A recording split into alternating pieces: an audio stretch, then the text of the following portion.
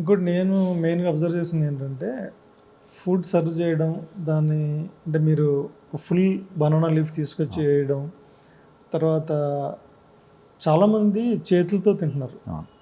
అంటే మీరు స్పూన్ ఇవ్వరా, లేకపోతే ఏంటి?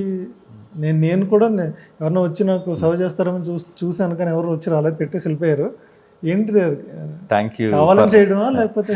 Thank you for asking this question. Actually అది నా కాన్సెప్ట్ ఏంటంటే సార్, బనానా లీఫ్ మీదనే తినిపించాలి, దాని కింద ప్లేట్ కూడా ఇవ్వను నేను.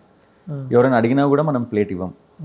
బనానా లీఫ్ మీదే తినాలనేది ఎందుకు ఉంది అంటే, మెల్లిమెల్లిగా ఆ కల్చర్ వెళ్ళిపోతుంది సార్. ఇంతకుముందు మనం ఇస్తరాకుల్లో తినేవాళ్ళం. మనకు జనరల్గా హైదరాబాద్లో కానీ మన ఏపీ తెలంగాణలో మనకి ఇస్తరాకుల మీద తినే అలవాటు ఉండేది. అది కంప్లీట్గా పోయి ఇస్తరాకులు ప్లేట్స్ అయిపోయాయి. ఈ అరటాకు కాన్సెప్ట్ అనేది ఓన్లీ ద డౌన్ సౌత్కే ఎక్కువ అలవాటు ఉంది, లైక్ కేరళ, కర్ణాటక. కానీ మన దగ్గర తక్కువ అయిపోయింది. ఉన్నా మళ్ళీ ప్లేట్లో వేసి ఇవ్వడం అయిపోయింది. సో అక్కడ నాకు ఒకటి ఉండింది, మన కమ్మింగ్ జనరేషన్స్కి the kids have to know how to eat in a banana leaf. And ఇప్పుడు మన జనరేషన్లో కూడా సగం మందికి తెలియదు. సో అందుకోసమే నేను అక్కడ కంప్లీట్గా ఫిక్స్ అయ్యా. చాలామంది నాకు సజెషన్స్ ఇచ్చినా కూడా లేదు, నేను బనానా లీఫ్లోనే పెడతాను. I want to keep that culture and tradition alive and also teach it to the next coming generations.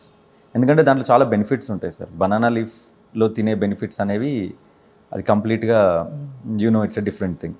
And coming to the second part, మేము దొన్నె బిర్యానీ పెట్టినప్పుడు కూడా we don't serve or we don't put a spoon. ఎందుకంటే that has to be felt sir. మీరు ఆ దొన్నె బిర్యానీ ఇలా తీసుకొని ఇలా చేయితో వేసుకొని చేయితో తింటేనే ఆ టేస్ట్.